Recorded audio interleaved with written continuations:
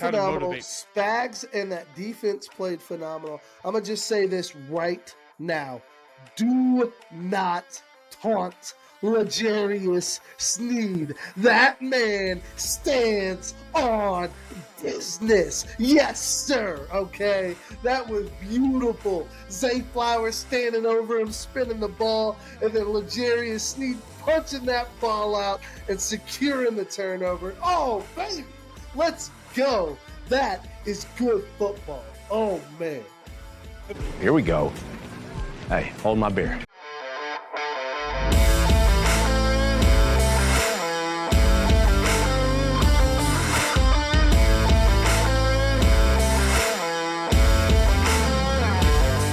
Rage Beef Jerky is a sponsor of the Chubby Buddies podcast, and this episode is brought to you by them because they support us, so we're going to support them since day one. Literally, not many people can say that hey, we want to help you. We want to help spread your guys' word.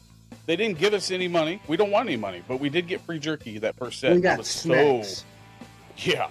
We got snacks, and let's be honest, that's really how we want to get paid anyways. We want to get There's paid. several ways to a man's heart, and food is, I would argue, the number one way. Food's like number 1 through like 32 for me. You can say I love you in 32 different ways just with food for me. So what would be their love language? What would be Rage Beef Jerky's love language? Meat. Meat. The meat sweats. Meat sweats. Absolutely. That's how Rage Beef Jerky says I love you when you get the meat sweats. Like when you're sweating from the meat sweats, that's when you know Rage Beef Jerky loves me, man. This is how I know. For me, their love language to me is their peppered beef jerky. So, I mean, yours is the bacon jalapeno.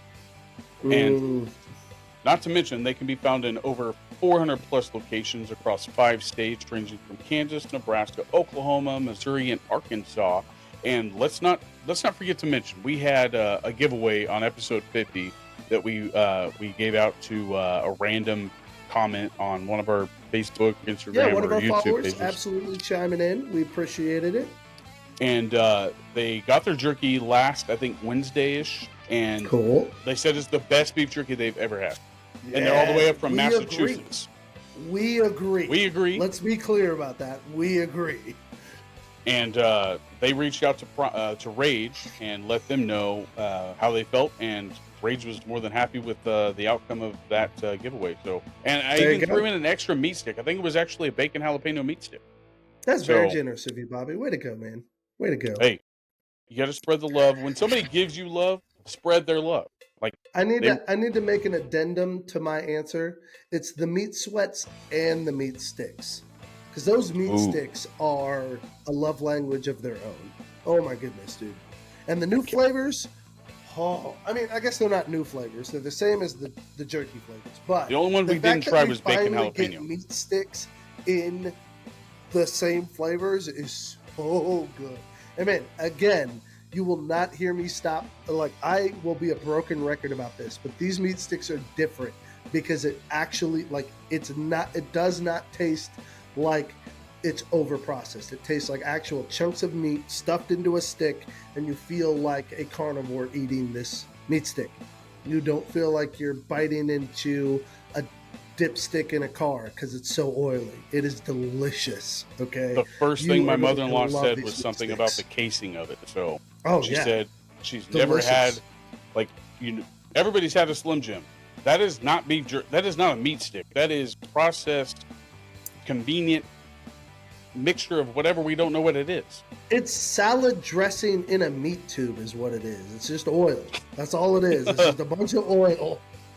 And at least with this, when you bite into it, you can see that you're getting meat. You're not going to get this like when you chew up a Slim Jim and you spit it out onto a paper towel, you couldn't tell what it is. If you chew into this, you're going to tell that it's meat. 100%. I'm going to just go ahead and tell you, if this doesn't give you a great example, with like a Slim Jim, you're biting into it, you're eating it, but you really can't do anything with it. This is the kind of meat stick that you can chew it and then like tuck it down into your cheek and then just sit there and like just suck all the juice out of it. Like, it's that high quality of meat that it's not It's not a bite and swallow snack. It's a chew, savor, enjoy, delicious meat stick. Ah, It's not going to disappear, is what he means. When it gets wet, it actually yeah. stays its original form. So You can savor it. It's savory. But I highly recommend checking them out over at www.ragebeefjerky.com. And don't forget to use that promo code that saves you 15% off. And that promo code is Chubby, CHUBBY. And if you hit a $50 cap, you get free shipping. Mm-hmm. Either way, you're going to save a little dough if you either hit the $50 cap or if you use our promo code. Say you want about $30. Hit that promo code. We don't get any kickback from it, but that's what Rage has given us to give to you. A chance at saving a little dough during this rough time. The kickback that we get is knowing more people get to enjoy good beef jerky. Yeah. That's 100%. More people are eating good snacks. That's what we're happy about. But you can find Rage Beef Jerky over on Facebook and Instagram, or you can just go and visit them at www.ragebeefjerky.com. And don't forget to use that promo code Chubby for 15% off. Oh, yeah. Rage. It's jerky home. It's impossible. Jamie, no. It's impossible. It's delicious. She's like the worst German ever. It needs that pepper for sure. Oh. It's well coated. So how you been, bud? I mean, you've had an exciting night. I mean, we'll get to that. We'll get to that later on. But what's been going on with Joshua for the past 7 days? Well, I'll tell you what. It's been a busy week. Key things that have gone on. My Uncle Jeff's in town. He came to visit. So as you all know, we're in the middle of preparing our house for getting it ready to sell because we're moving down to Florida to begin helping with a church plant down there, as well as start the Chubby Buddy food truck. So as part of getting our house repaired, we've got some flooring and stuff that we're laying down, but we asked my Uncle Jeff to come for a visit. And so you, Bobby, you and Jordan obviously know Uncle Jeff. Grew up, a block and a half from our house. We went over there often. We hung out with Dustin, stuff like that. The man of few words. Man of few words, absolutely. Didn't talk a bunch, but great guy. If he's talking, you should listen. I'm just absolutely. saying. If Jeff is talking, it's either going to be wise or it's going to be funny as hell. It's going to be one of those two things. If you look back at, did you see that viral video of the guy that's on a fishing boat? Like, I'm not saying Jeff sounds like this dude, but like, if I was gonna maybe say maybe his demeanor about how he would come off, that video of where the guy goes, "You can call me anything you want, but don't you dare call me that." Yep. You seen that? Yes. That's Jeff in a nutshell. Yeah, 100%. Without the voice, of course. No, I'd say even that is the voice. He sounds exactly like that. He was just talking like that earlier. Well, here at my house. So I can't say that I've ever heard that voice, but I mean, you can understand he's him real at country, least. dude. In fact, Heather makes fun of me because I naturally have a little bit of an accent that isn't as prevalent because I did speech therapy as a kid and knocked the lisp out and knocked all that stuff out. But I was so going to bring Jordan up. I was so going to bring Jordan up. Shut up. When I get around Uncle Jeff and my dad, because they're so country, it tends to come out. The two of them together would be like the Andretti brothers. Yes, absolutely. And I do not like racing.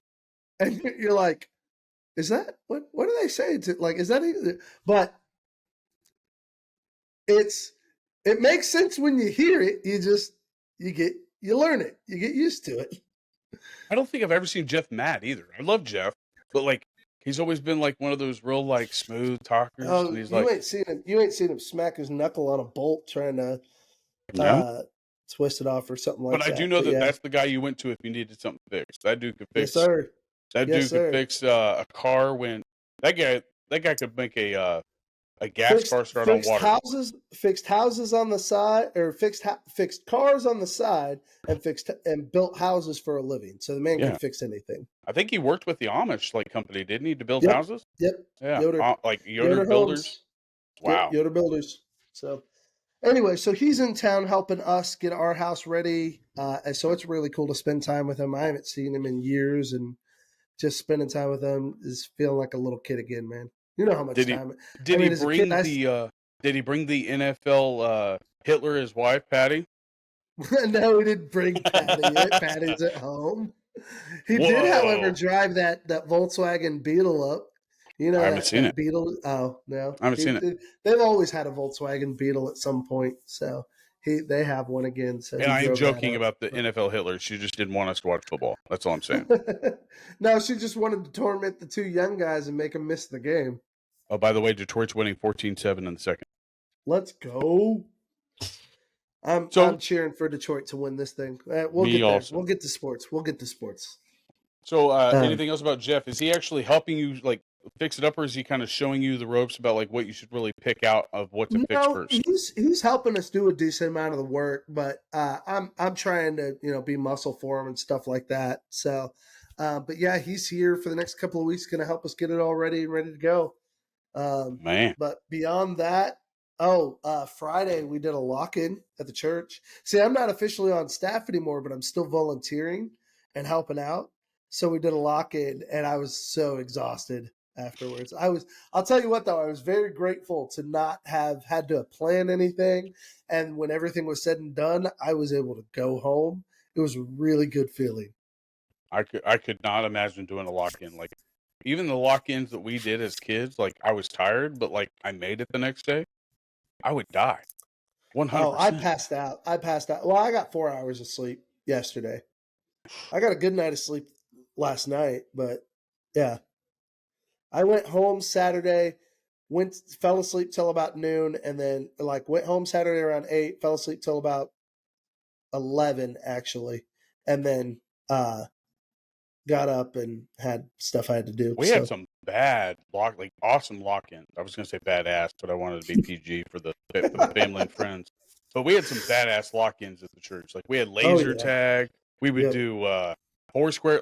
Our style of Foursquare, I think, was probably the most competitive because it was you were working as a team, but your teammate could change it at any time.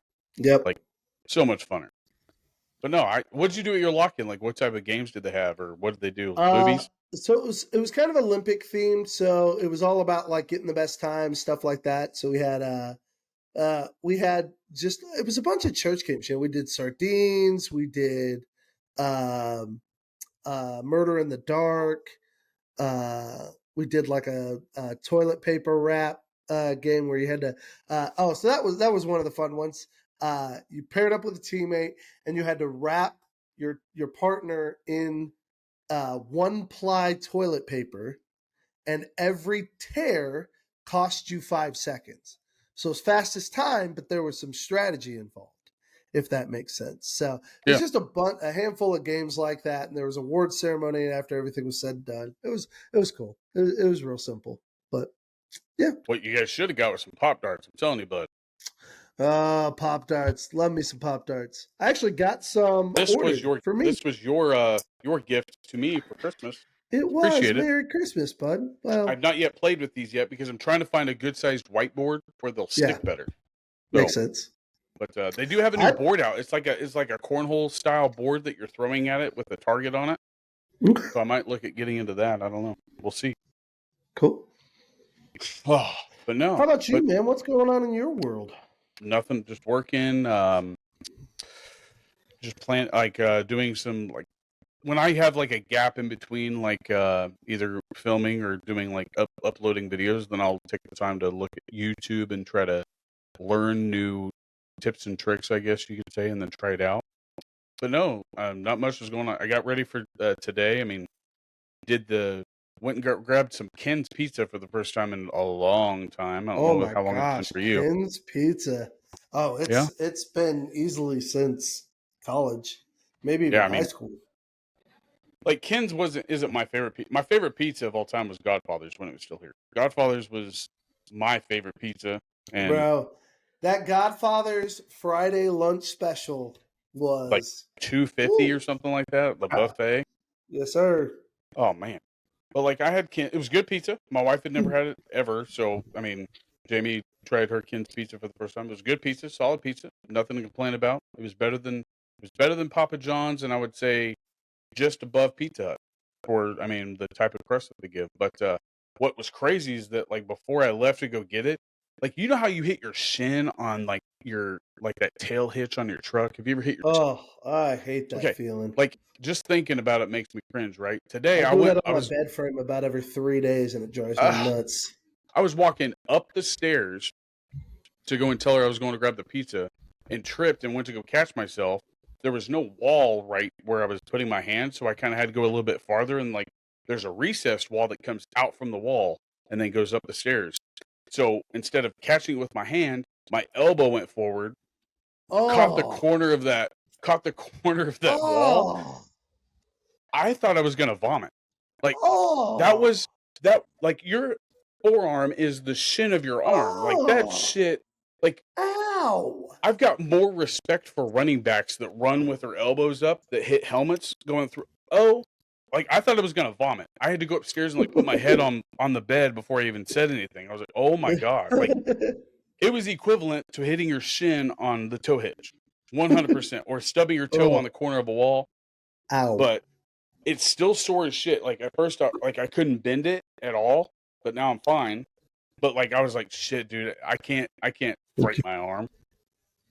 Is that Miss Heather? Mm-hmm.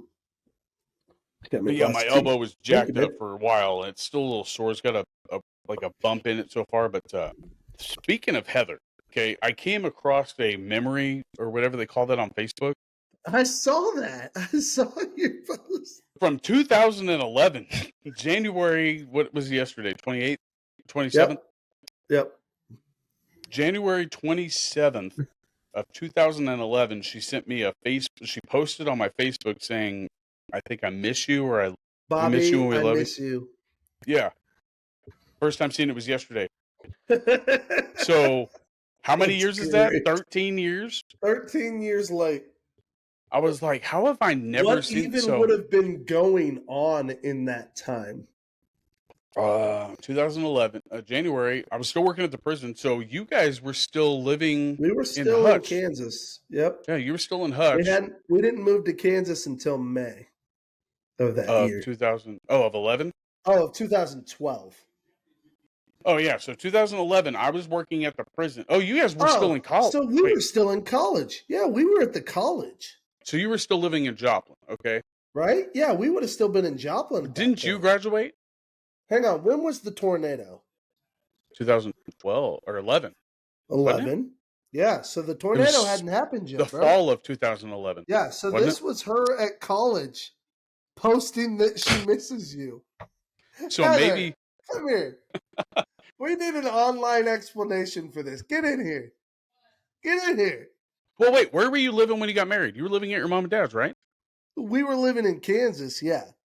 But that was before we got married. That was January of 2011. 2011. I didn't propose until February of 2011. Wow.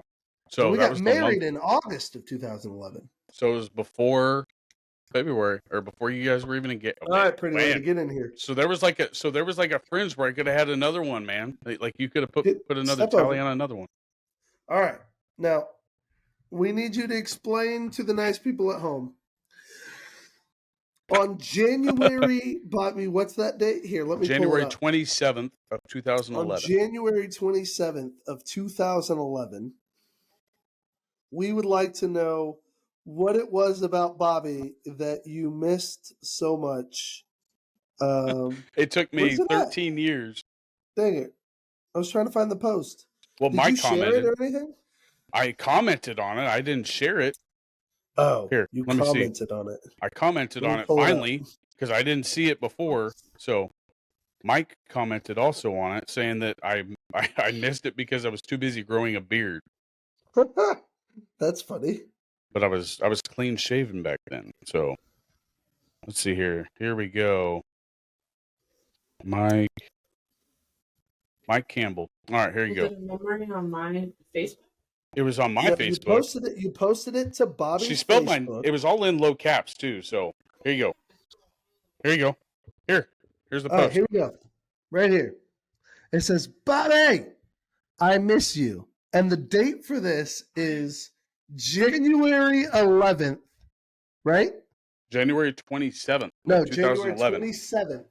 It was 13 years ago yesterday. What in the world would we have been doing that you would have been thinking about Bobby and making sure to tell him how much you missed him? We would have been in college still. Would this have been this around the snow? Because you guys would have went back after Christmas break. Yeah, this would have been. We would have been already back at college all of for her Christmas friends on when you guys got engaged. So you guys might have been here visiting, maybe. I don't know. Well, yeah, I mean that's absolutely possible that we were visiting, but We didn't get to visit yet before. I don't know. You're all dramatic about it. But no, like I didn't see the message. I miss you. I just didn't see the post, and that's what was crazy about it, is that I No, did. the funny Love you part too. is Bobby hadn't seen it. He just saw it yesterday for the first time. And he's like, "It's 13 years too late to." Well, I was like, my post to it was, "How have I never seen this?" He said, "How have I never seen this?" And apparently, Mike Campbell commented and said, "Because you were too busy growing a beard." Well, I love you, Bobby, and I do miss you. Love you and miss you too. That's funny. But yeah, I was just like, apparently Facebook and Zuck isn't doing their job over there at Facebook, because I don't think I missed many posts on my like Facebook wall. Like, I mean, granted, that's a long time ago. So, but no, I thought that was pretty funny. That's but no, hilarious, other than that, like outside of hurting my elbow, like that was, I haven't felt that kind of pain in a while. Like, and I was thinking in my head, I was like, oh my God, I broke something. Like that was the first thought. And that might be like old age setting in. Like I'm not that old, but like when you have to like think about like what you're going to do if it is broken. I think I'm going to die. I wanted to die. I thought I was going to throw up. Like that's how painful it was. So, but no, like had me scared a little bit about like what am I going to do if my arm is broken or something's wrong?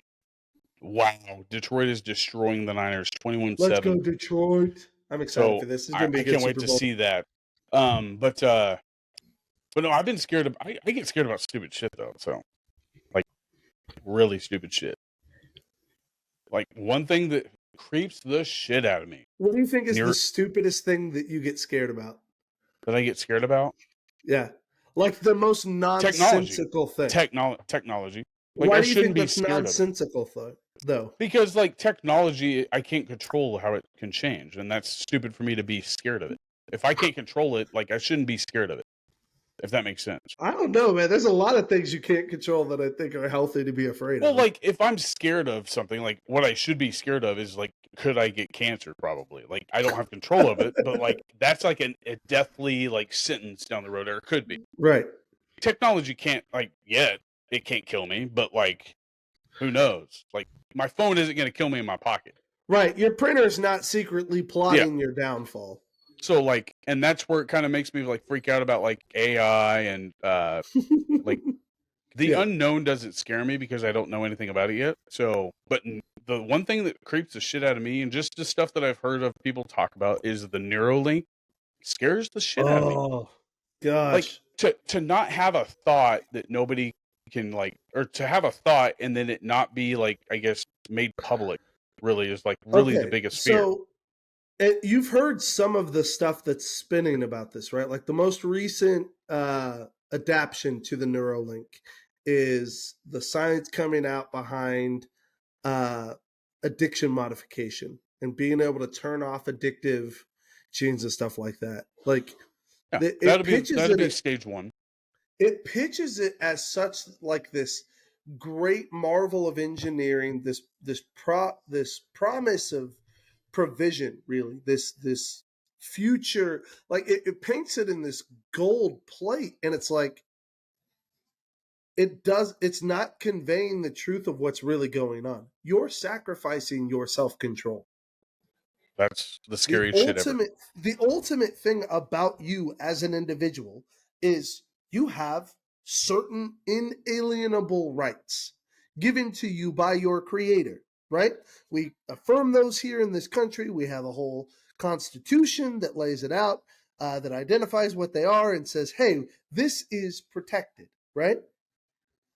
When you willingly hand over your own self-control, like, it, I don't. This is a new level of handing over freedom for security that I've never processed before, and it terrifies me. So it does scare you too. I'm not the only one. The technology part of it does not. The human part of it is what scares me. Well, when that becomes like an everyday thing, there's really not going to be human anything about it. Like it's Bobby, technology. come on, man. It's technology after that. Bobby, no. If humans can always touch it, it will always have a human influence. And that's the scary thing. Technology is not evil in its own right, but technology can absolutely be used for evil purposes. And that's my point.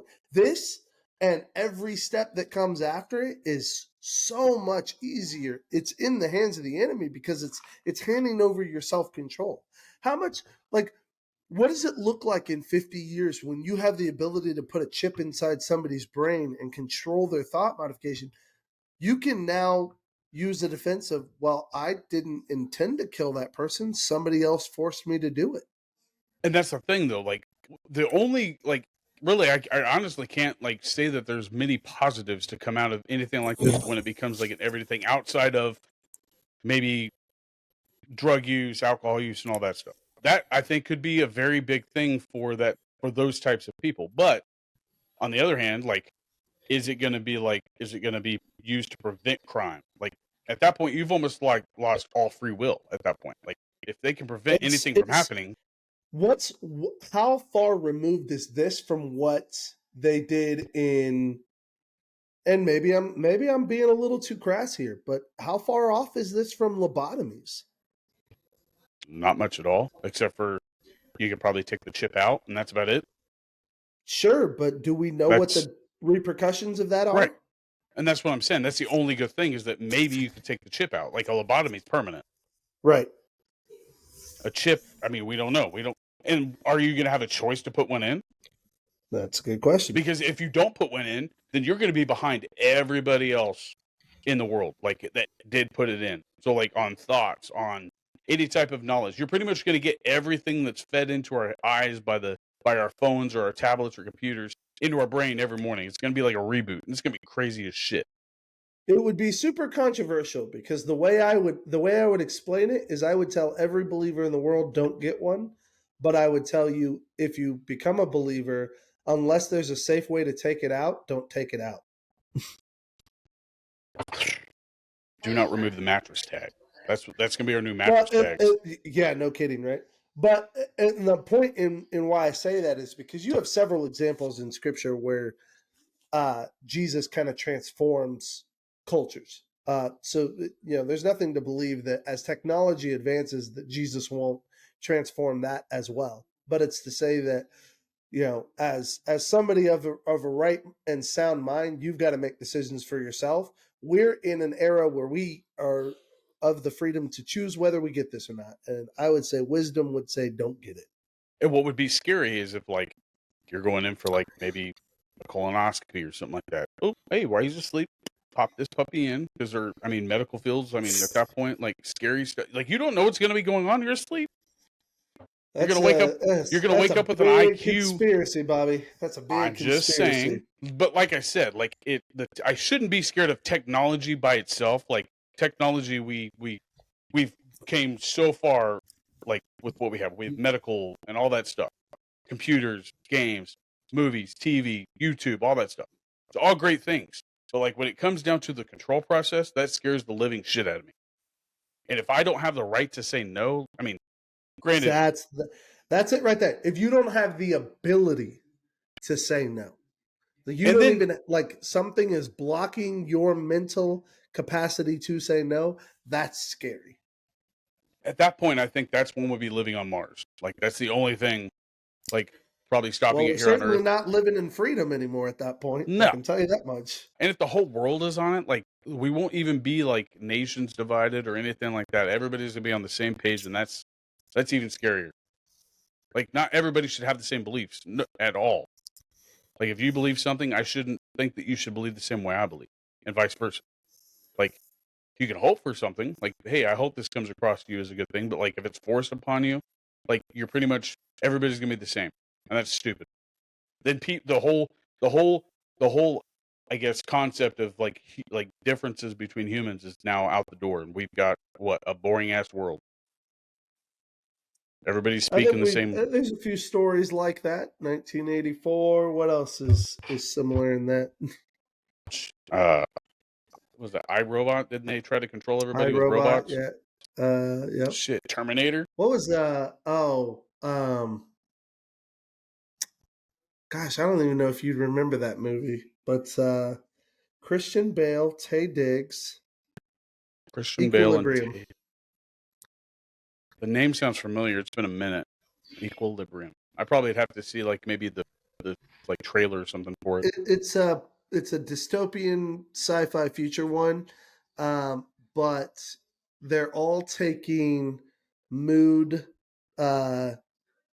mood stabilizer pills that cause them not to feel anything, and they've Oh, gotten wow. rid of all artwork and stuff like that. So Yeah, the idea is that they're completely like without emotion, without passion, without, and it removes violence and stuff like that is the theory. that's the other thing to be afraid of. It's going to get rid of all creativity. Like you're going to have nothing to It, like be happy I about.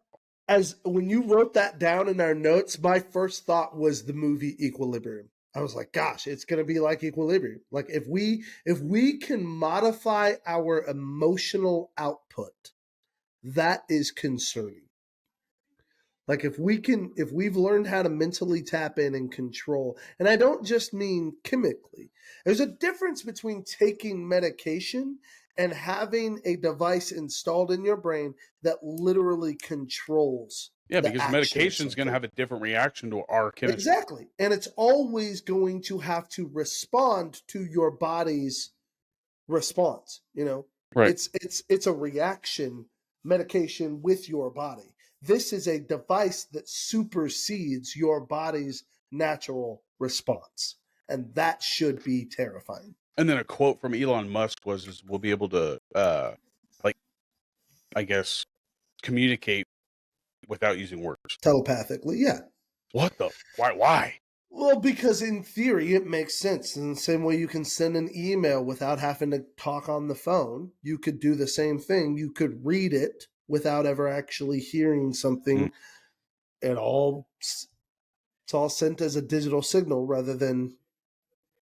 So now we're going to be that. What was that Demolition Man with Sylvester Stallone for the two seashells? That's a good one, baby. No, there were 3 seashells. Oh, 3 seashells. Whatever. What's the third shell for? No, but still don't know. Crazy. Nope. But no, yeah, that scares the shit out of me. Like I mean, I thought I might have been the only one, but like the more and more I hear it, it scares me just a little bit more. Like because something new is being talked about. See, it's so weird because I'm such a tech nerd. I'm such a sci-fi guy that I instinctively love all of this stuff, but I also recognize how dangerous. But that's why you love that stuff is because you were completely different. Like that's what makes you different is because you like that stuff. You're going to end up. Everybody's going to have to like that stuff if they have that chip in it, or they're going to have to hate it. One of the two. Yeah. There's going to be 2 options. But see, that's what's crazy about it is I like tech, but I'm terrified of this device. Like I think it's.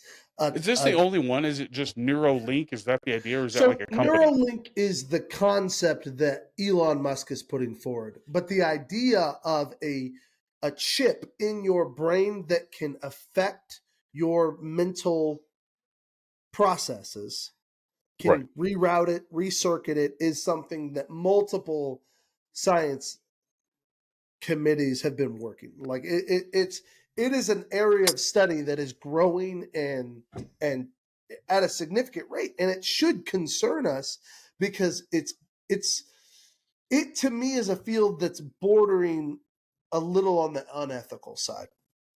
A little? Shit. Like the problem that you have, the problem that you will always have is they can still deem it as voluntary. And that's where you have the ethical dilemma. Yeah, it's that small print when you go get your colonoscopy. That's what the ethical thing is. That's all I'm saying. But what scares me is it's not a little unethical. It's 100% unethical because just like you were in a church. Like if you forced that upon somebody, like listen to me, like you would say that that's unethical, right? You would be forced to listen to them. Like there's no. Yeah. To control someone's behavior is unethical. Yes. 100%. We're not even humans. We're animals at that point. We're animals that are locked up in a science lab in this little globe that we call Earth.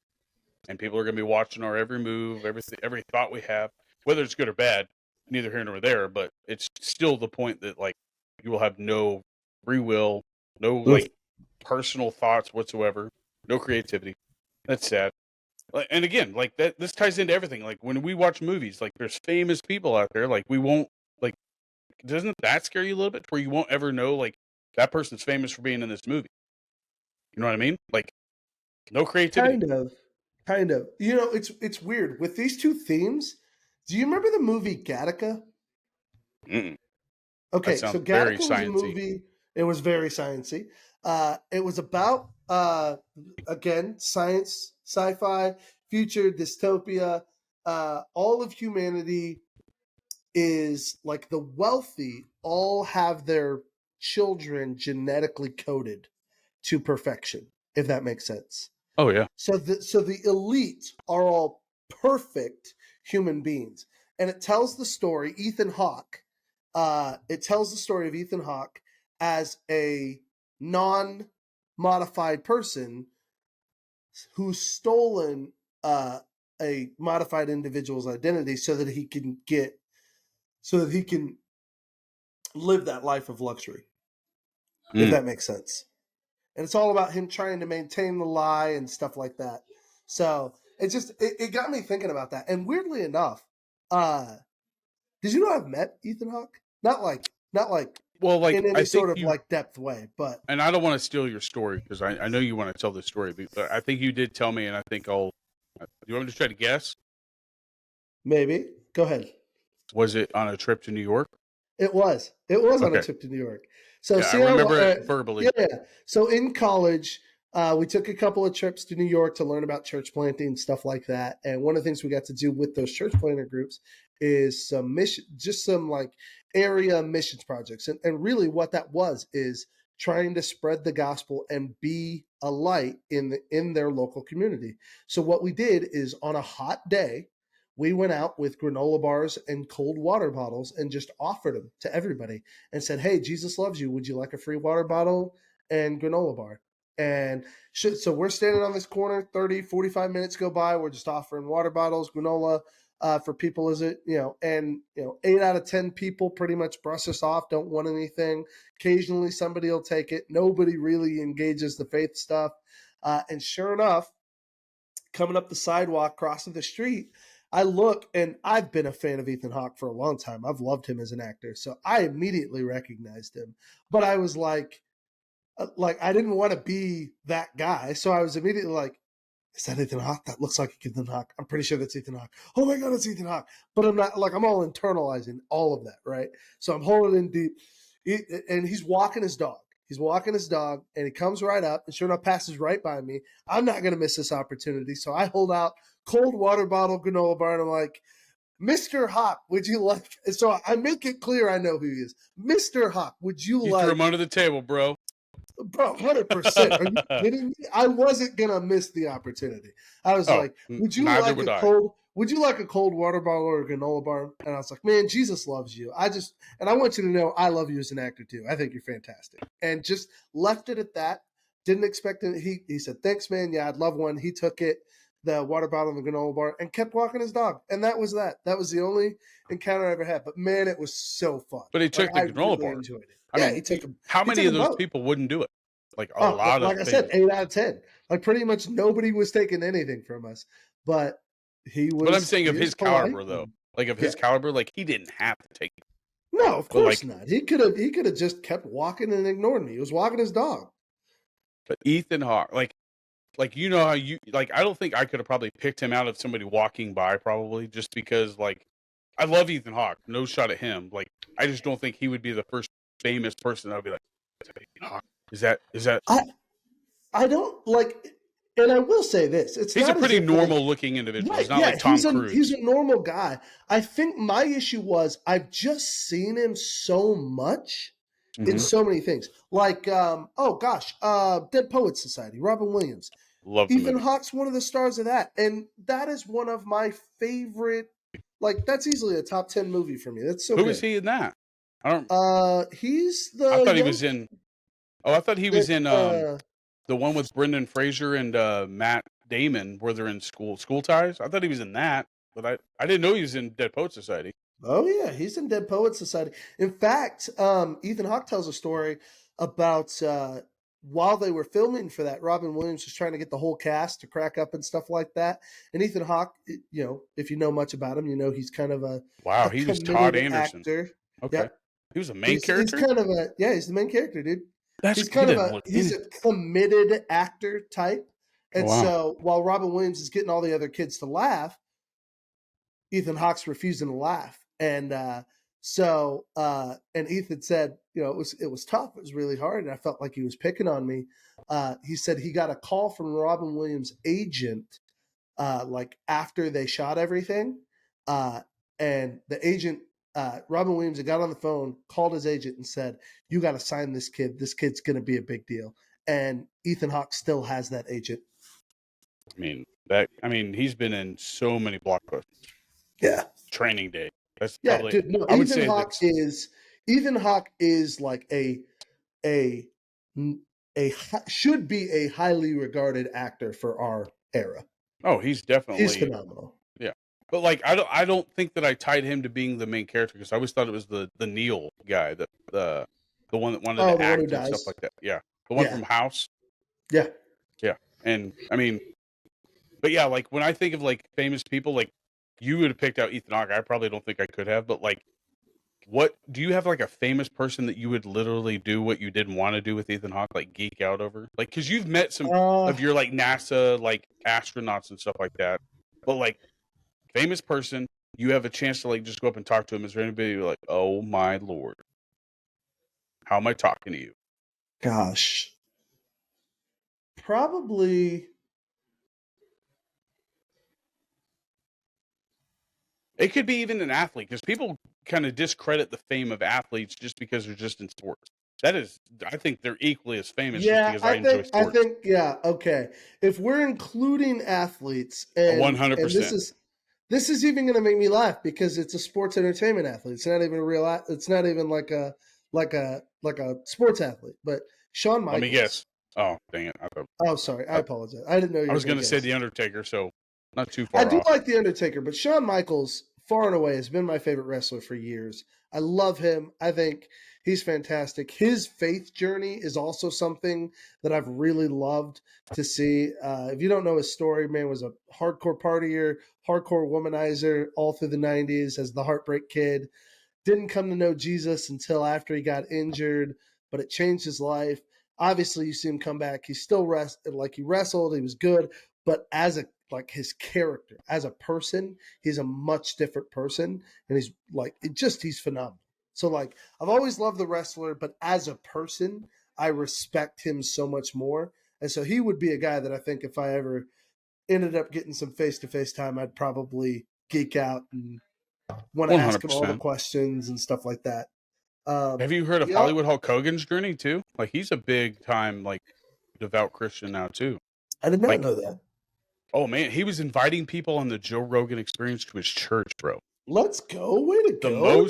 The most viewed like platform in America, at least. Now I don't know worldwide, but like he was telling people what church he goes to, what times the services are, and he's like, "Oh, you don't want to do that. People are going to show up." He goes, "I want them to."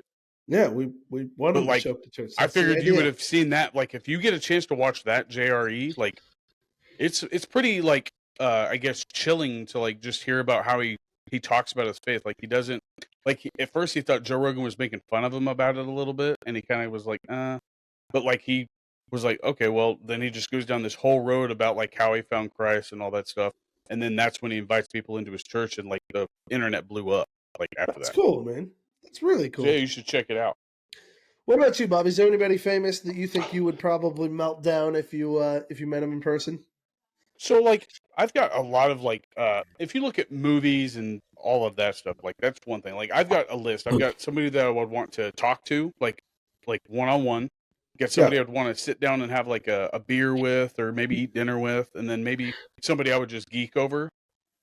But like you said, like entertainment. Oh, go ahead. Can I guess a name on that list? Sure. Is Adam Sandler on that list?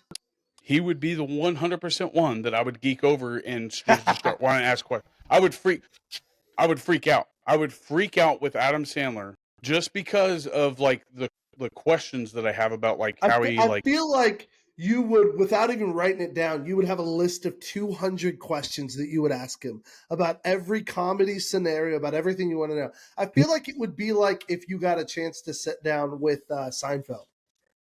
Seinfeld would be the one that I would want to maybe have dinner with. That would be cool. Like just sit down, have a small little dinner with. He's very like methodical when he talks. He's like brilliant. He's a comedian, but he's the greatest comedian of our lifetime and intelligence-wise, yeah, for sure. Yeah, the highest earning comedian, like crazy.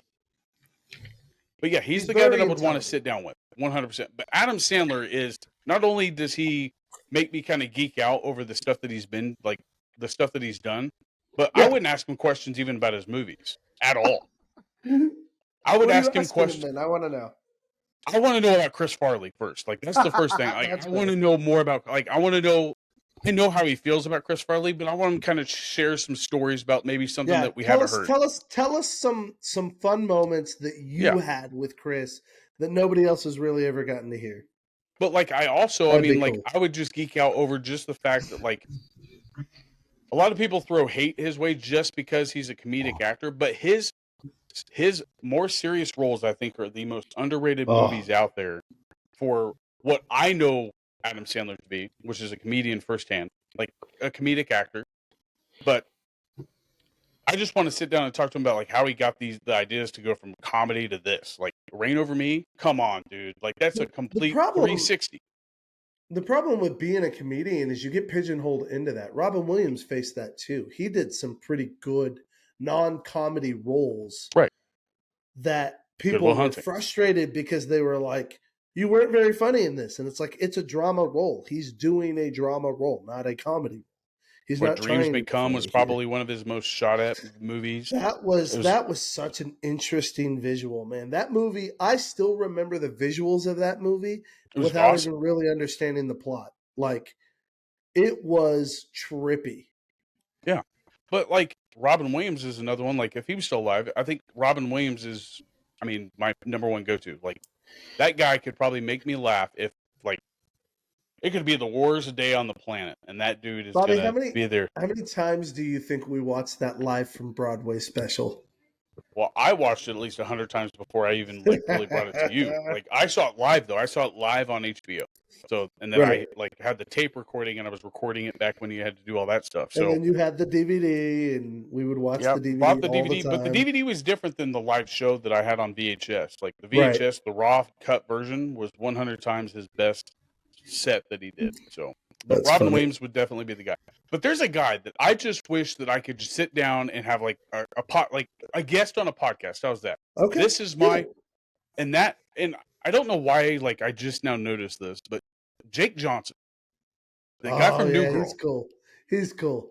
He is one of the most down to earth guys that I've ever heard talk about just people in general and like his I guess what he does for a daily. I would love to meet Jake Johnson. I don't think I would be all like I don't think I would get all like jibby with him or anything like that, just because like I don't look at him as being a huge time actor, but he's like just from what I've heard from him talk, like he's just a down to earth guy, and that's what I would rather have rather than a fame.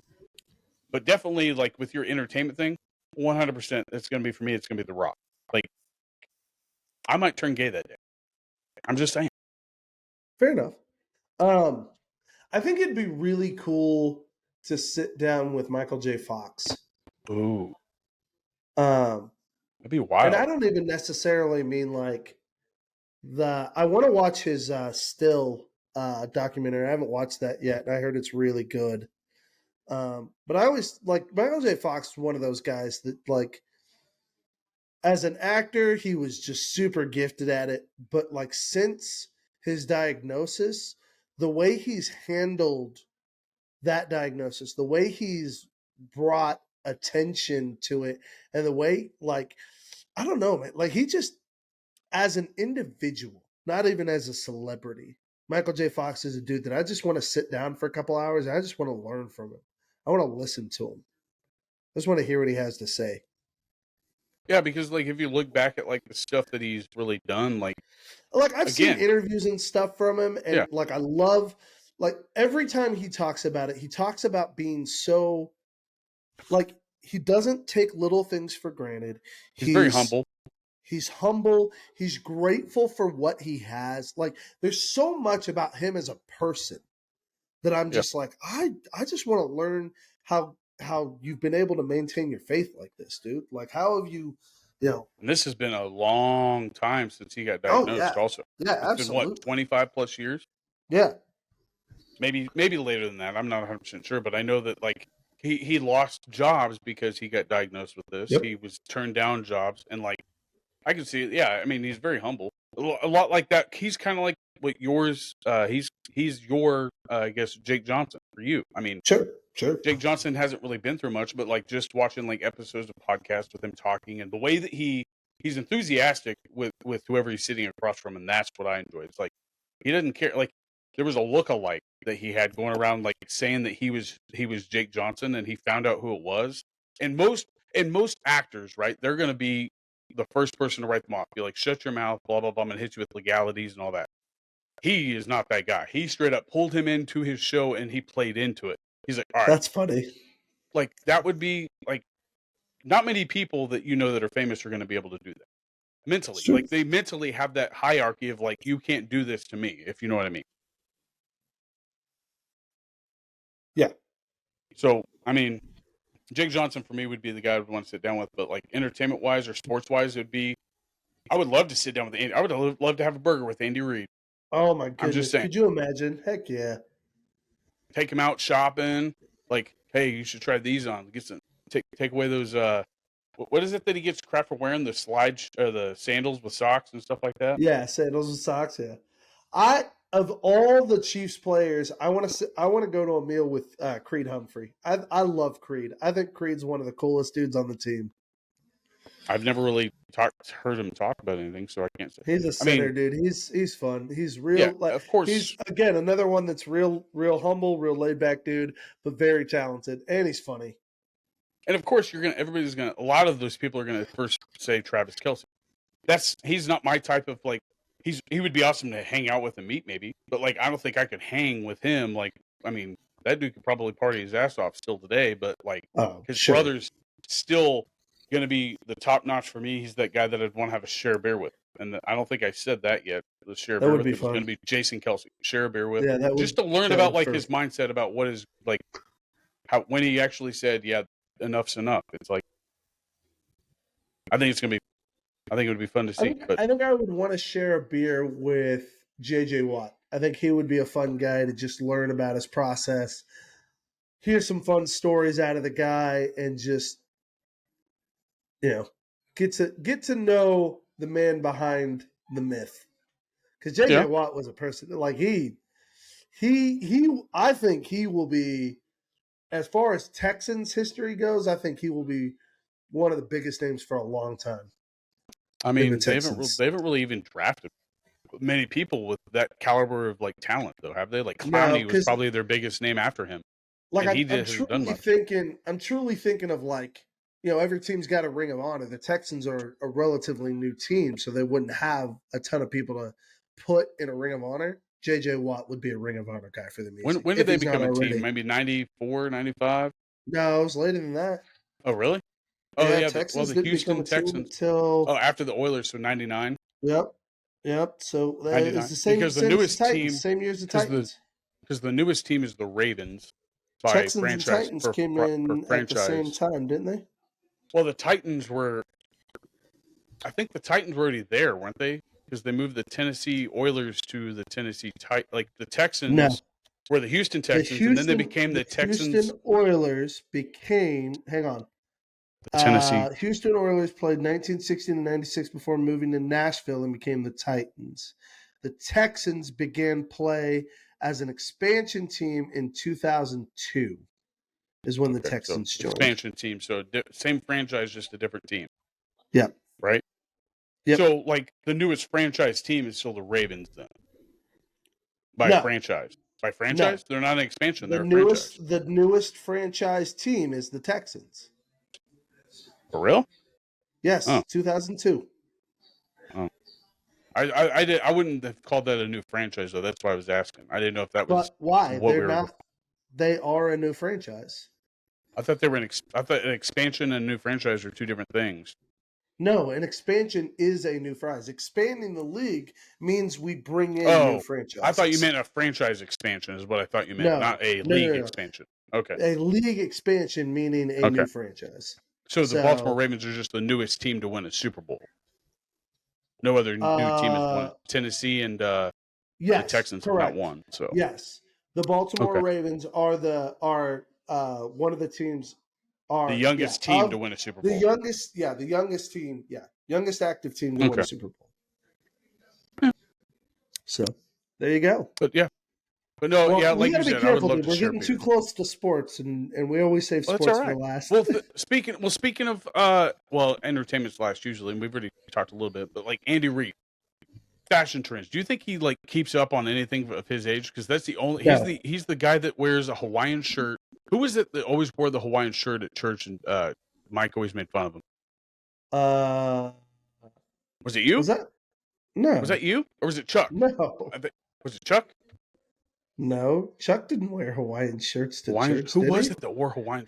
Well, no, I just know that Mike always used to give him crap. I feel like Al Wells used to wear Hawaiian shirts, didn't he? Probably. Like that dude dresses just like Andy Reid, probably on the streets. He don't care. He probably don't wear socks and sandals though. That's probably not his thing. But do you keep on any like clothing trends? Like, is there something that like you try to keep up on? No. At all? No. Like, do you ever buy something and wonder, hey, I wonder if this would look good on me? No.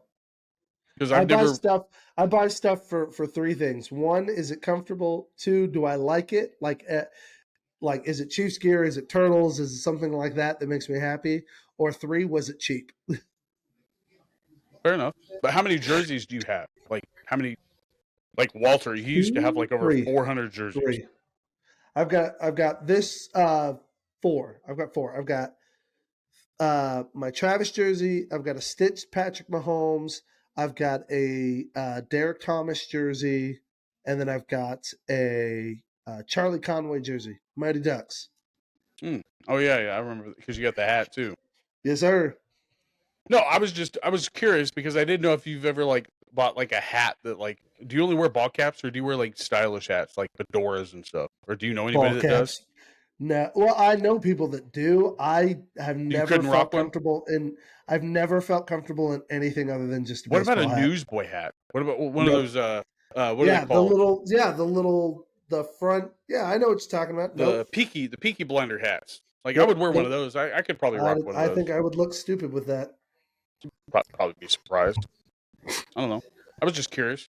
I don't ever I wear Dixon flannels most of my time in the winter, like that, or like button up their like short sleeve party shirts. But I don't wear jerseys anymore. Like I've got 3 or 4, but I just don't wear them. Like they're not in style, is what I'm saying. Like we used to wear stuff Massimo. You remember Massimo growing up?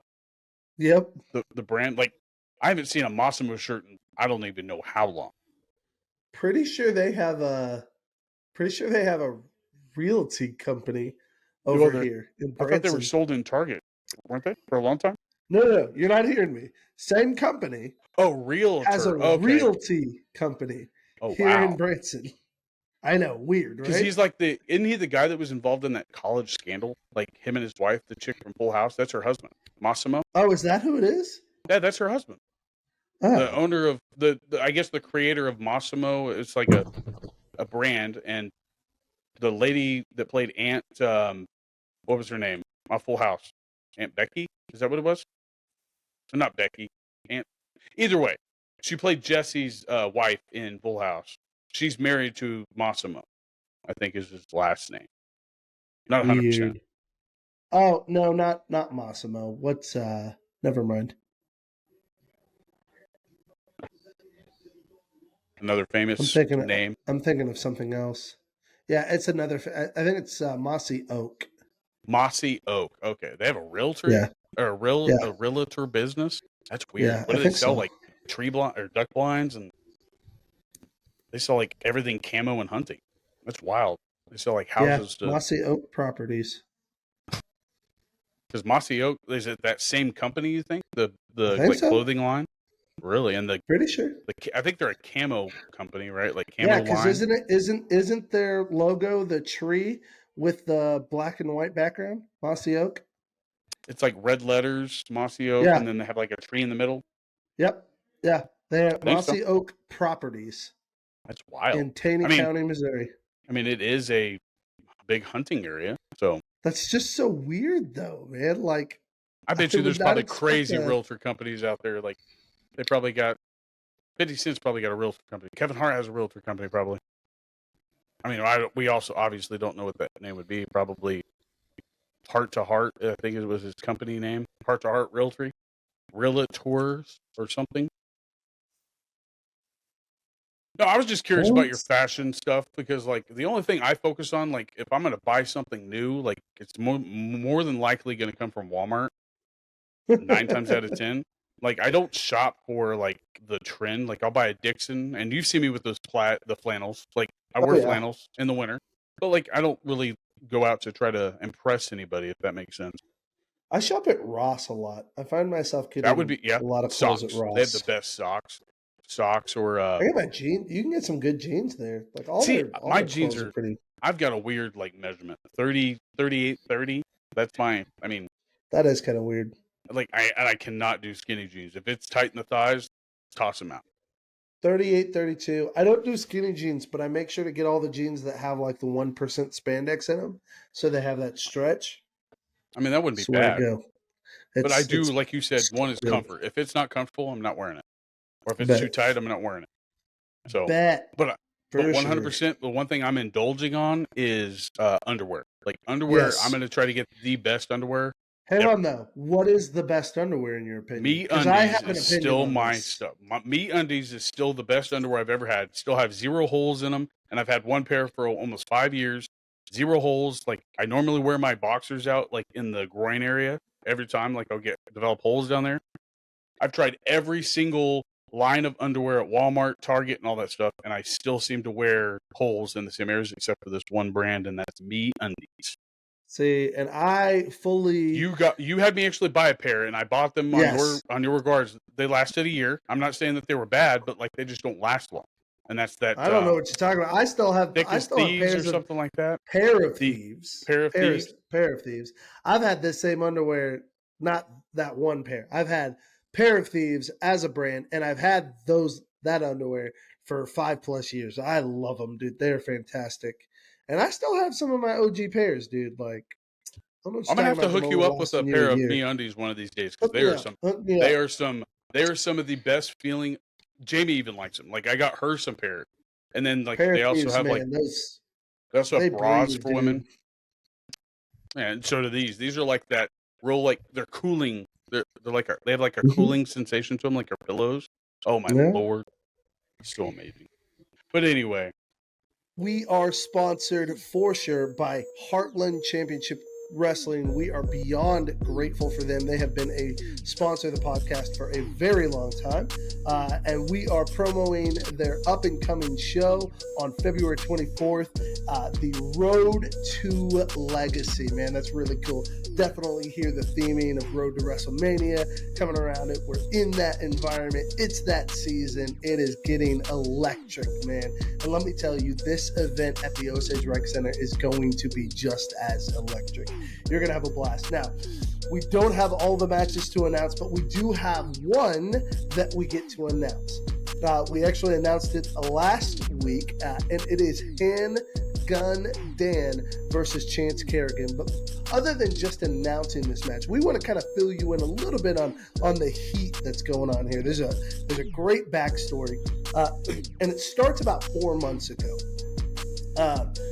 Chance Kerrigan, one of the big personalities in the HCW, always bringing energy, always has all sorts of fun when he's in the ring. Certainly brings the crowd into everything he does. He was on a roll, having a great match, and out of nowhere, he got attacked by someone in a mask. Am I right in that, Bobby? He was attacked by a random guy in a mask, didn't know who it was. He was, but he wasn't wrestling. He was actually the ring announcer. Oh, that's right. That's right. It wasn't a match. It's correct. He was the announcer for this thing, and he, stepping into his duties, gets attacked by someone in a mask. Come to find out later that it is Handgun Dan. Okay, so Handgun Dan has attacks Chance Kerrigan. Following show, sure enough, Chance Kerrigan is wrestling in a match against. I'm not sure who it was, but it was in Leavenworth. Yeah, I'm not 100% sure. Right, so we've got another match. Now, hang on, Bobby. Is Leavenworth the show where the follicle removal happened? No, that was the one after that show. So the initial that attack that I'm talking about was the second attack in Leavenworth. Okay, the third attack was the one that we're trying to get beat. Okay, so Handgun Dan again attacks Chance Kerrigan. Chance Kerrigan hasn't done anything to Handgun Dan as far as we know, hasn't called him out, hasn't said anything to him. Handgun Dan has picked Chance Kerrigan out and is gunning for him. Okay, so this is now 2 attacks from Handgun Dan against Chance Kerrigan. But wait, there's more, because as HCW comes back to Wichita and Chance Kerrigan is fighting in a match. Who was Chance fighting in that match against? I believe it was a triple threat match that ended in, I think, actually, you know what? It was the triple threat match to go on to, I believe, the title shot. The Heartland Championship. Yeah, the Heartland Championship title shot. Triple threat match again for a 3rd time. Handgun Dan comes in, interferes, and not only does he interfere, but this time he adds insult to injury. He spits in the face of Chance Kerrigan by grabbing a pair of shears and shaves the head of Chance Kerrigan. I mean, flat out disrespect. Actually, he cut the ponytail off. Oh, cut the ponytail off. With some rusty ass scissors from underneath the ring. Rusty scissors from underneath the ring. His hair cut off, okay, but completely cut him, embarrassed him, show complete disrespect. Now, here's the kicker. Are you ready? Last show in Wichita. Handgun Dan out having a match. He is fighting Jose. It's first match of the night. Am I right? First match. I think so. This was the first match of the night. Great match. Yep. Jose's a great up-and-comer. Handgun Dan, obviously a great fighter. It was a great match, but getting his revenge and definitely saying he's not going to put up with this crap, Chance Kerrigan comes in and absolutely gets in the way. Okay, so now you've got Chance Kerrigan getting his revenge on Handgun Dan. It's official. It's out there. And that night, Chance Kerrigan calls out Handgun Dan and says, next month at the show, at this event here, Osage Rec Center, with the Road to Legacy, Chance Kerrigan calls out Handgun Dan and says, let's finish this. Let's settle it once and for all, you and me. And that is what we're going into. So, guys, this isn't just any match. Chance Kerrigan has been putting up with Handgun Dan again and again, not only coming in, interfering, ruining his shots, taking away his chance to take that gold that he deserves, that he's been fighting for. But now Chance Kerrigan's done with it. He's going to put this to an end. Or at least that's what he's calling for. We'll see if Handgun Dan is still going to keep tormenting him and make an enemy, make a nightmare. All I know is that you and I were discussing like why this attack may have happened. I honestly don't know why. I think it's actually because he has, just like you said, he's just that charismatic guy in the ring. And Handgun Dan is not that charismatic guy in the ring. He's actually very, quite the opposite. I'll tell you what, here's what I know about Handgun Dan. He's a fighter, okay? He's a fighter through and through. And so the thing that you're going to find with Handgun Dan is he doesn't like people that run their mouth. Okay, he doesn't like people who are showy, who are flashy, and truthfully, I think that's really what Chance Kerrigan is. And Chance Kerrigan is a man of the people. He's a man that gets the crowd into it. You know, people are cheering him on and chanting his name when he's in the ring. Handgun Dan's the type of guy, he wants to put a guy down when he gets that kind of fame. He wanted to put me down after asking his weight and height. His answer was none of your damn business. I was like, all right, man. But no shots at him. I mean, I don't want to get on his bad side because I like my head here. But well, let me tell you, you don't want to miss it. It's going to be a great match. Handgun Dan versus Chance Kerrigan, settling the beef, finally finishing this feud February 24th at the Road to Legacy at the Osage Rec Center. Doors are going to open at 5 p.m. Bell's going to ring at 6. Don't miss it. It's going to be a blast. You can also, if you can't catch the show live, you can also subscribe to them on Patreon. You can watch all the old and new action. You can also follow them on Facebook, Instagram, TikTok, Heartland Championship Wrestling, guys. Go follow them. Stay tuned into the action. And make sure you come out to Road to Legacy, man. Watch Handgun Dan and Chance Kerrigan finish off this feud and see if Chance can finally get Handgun off his back or if Handgun's going to end up being in the nightmares of Chance Kerrigan for years to come. And let's not forget, if you were not at the last show, this show, you have the chance also to try the Chubby Buddy food truck. They will be selling there. That's right.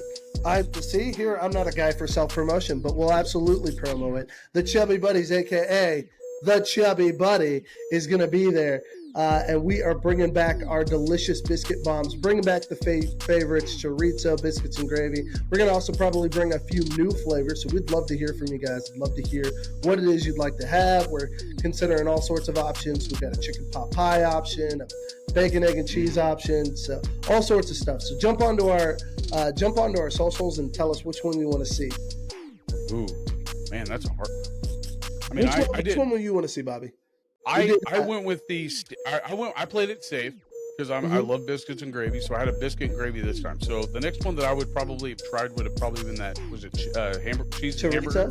Oh, cheeseburger, bacon cheeseburger. Bacon cheeseburger. That's pretty fire. But chicken pot pie has me a little hungry right now. Yeah, I mean that sounds fire. I'm not a big chorizo. It's got to be like mixed, and I'm not saying that I would try it for sure. But what I'm saying is that if you're gonna eat a biscuit bomb, it's got to be the one you know that's gonna be right for you for sure. Oh, absolutely. But every biscuit bomb should be made to your taste profile, and there's plenty of options. That's why we even give you the option of mild versus spicy cheese. There's a mild yellow or a spicy white. So get it custom made to the way you like it. So what I would do, don't play it safe like I did. Try one that you wouldn't think you would like. That way you would know maybe you'll like the next one you have. I would say buy two. Buy two? Is there going to be, are you guys going to do the, we have Chance Kerrigan as our match announcement. Are you going to have like the Kerrigan combo? They did combos last time. We may do that. We may not. It has a little bit to do with being BJ like crossing over the funding stuff. So he may not want to get into that mess again. And that's totally fine if he doesn't. I can tell you, we're always going to offer you a deal of one or two. And if you buy two, it's going to be cheaper than one. So that's always the case. So I think last time we were selling them. Yeah, I think we were selling them last time $6 a piece or 2 for $10. So it's a steal. And several people had walked away after one and said, I can't eat another. But I had a few people that put away two. I did put away one. I could have probably ate it. Several of the wrestlers put away two. But I had several smaller framed people that came back after one and said, man, I'm satisfied. I think I saw Daniel. He had 3 or 4. Daniel had 3 and he was enjoying them. He definitely wanted some more. +1 wanted +2 or +3 more. But did Shout you out to you, chicken +1. too? Missed you. Did you have buffalo chicken? So we had 4 flavors. We had chorizo, egg and cheese, biscuits and gravy, bacon cheeseburger, and buffalo chicken. We definitely know we're going to bring back biscuits and gravy and chorizo egg and cheese.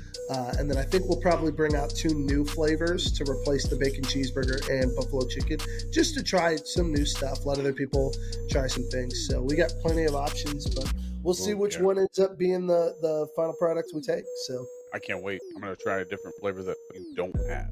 That you didn't have last time, at least. Love it. But that is HCW. Don't forget to follow them on Patreon to watch all their old and new action. Follow them on Facebook, Instagram, TikTok, and X. I mean, I don't know if we should skip sports this week just because. No way. Are you kidding me? Absolutely not. Well, hey. The Chiefs are going to the Super Bowl. Chiefs are going to the Super Bowl, baby. Let's go. You know it. Okay? Let's talk about the energy we brought, baby. I'm ready. I was a little off on my score, but I did say 10. My bet was minus 10 for the Chiefs. That was my bet. I gave them all too much credit. I gave them all way too much credit. I did not. They couldn't score on our defense. Nope. They could not. I gave all the credit to Andy Reid. Andy Reid was 100% where I gave the credit to. He knows how to motivate. Spags and that defense played phenomenal. I'm going to just say this right now. Do not taunt L'Jarius Sneed. That man stands on business. Yes, sir. Okay. That was beautiful. Zay Flowers standing over him, spinning the ball, and then L'Jarius Sneed punching that ball out and securing the turnover. Oh, baby. Let's go. That is good football. Oh, man. I will say this, though. The first half belonged to the Chiefs offense. They ran the shit out of that ball. Yes, and they did. Dominated the clock. Second half, 100%, and the game belongs to the defense for the Chiefs. 100%. Yes, absolutely. But the Ravens' defense just shot themselves in the foot. They literally didn't show up. The Ravens team shot themselves in the foot. From the beginning of the game, they were trying to play head games. They had a receiver who got injured, by the way, come over and was taunting the D-backs. That was part of the pregame scuffle. Tucker happened was first? running his. Yeah, what happened first? The Tucker thing? The receiver D-back scuffle happened.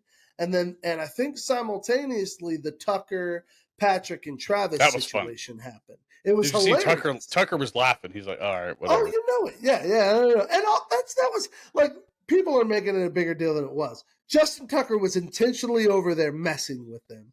And Travis is absolutely going to mess right back and toss his stuff out of the way.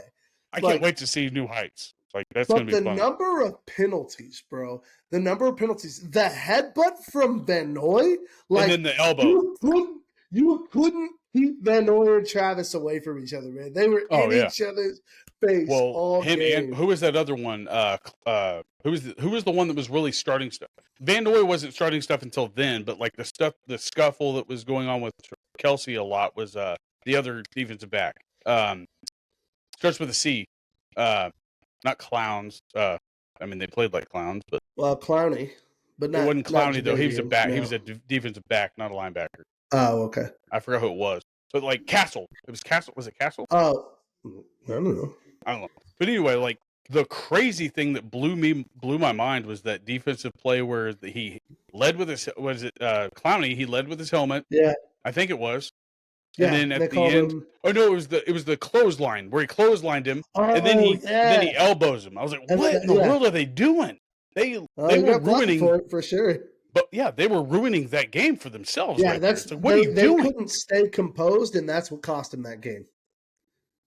The Ravens let their temper get the best of them, and they couldn't stay composed, and they lost. Patrick Mahomes had the best QBR rating since 1991 in a AFC Championship, was it? Patrick looking clean, baby. It was good. Travis Kelce? Yeah, Kelce breaking records, baby. Jerry Rice's all-time reception in postseason was like 100 he had at least 106. Like with this total was 160. I think the record was 152. Yep. Like he was 10 for 10, I think 10 for 10 or 11 for 11. I can't remember, but like 11 for 11, I think. With 130 plus yards receiving, one touchdown. They just ran. They controlled the entire game from start to finish. They played 3 phases of football: offense, defense, and special teams. It was well done. And I was hoping no shortcomings. It was when I saw that it was 17-7 at half, I was like, or no, it was 14-7 at half, wasn't it? Yeah, 14-7.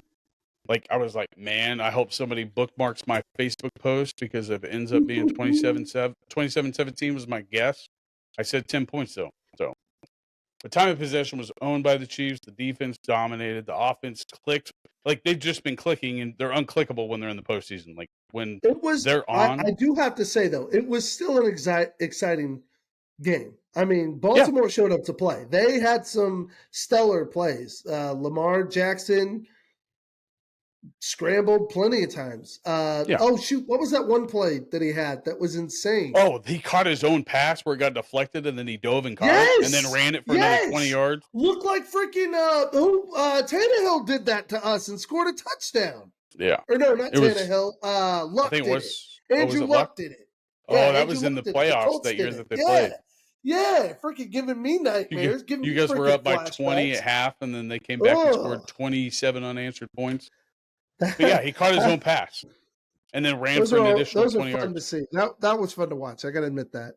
Yeah, I mean, not as a Chiefs fan, but as much as people like discredit Lamar Jackson, like with like the whole like he makes it to the game before the big game.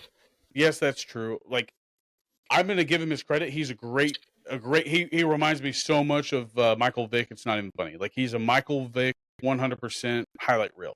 I think the kryptonite that they're revealing, it seems to me, is that if you can put pressure on him and you can shut down his running lanes, he gets fragile. Right. Mentally. Quicksand. He ends up being in quicksand by the time it starts to actually get pressure.